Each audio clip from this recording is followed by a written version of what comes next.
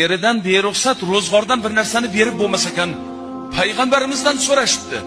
Ey Allohning rasuli, gado kelib tilansa ovqat bo'lsa hammi? E'tibor bering.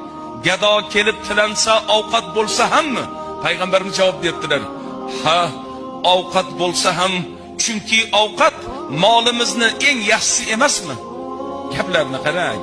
Haqiqatda dollarni yeb bo'lmaydi-ku, chaynab bo'lmaydi-ku, tillani yeb bo'lmaydi-ku, nonni yeyiladi. O'sha nonni ham eridan ruxsat so'rab sadaqa qilar ekan kitoblarda. Qaysi xotin eridan beruxsat sadaqa etsa, eri bilmaydi sadaqa qilayotganini, xotinini sadaqa etsa, savobi eriga yoziladi, xotinini o'g'irladi deb yoziladi degan.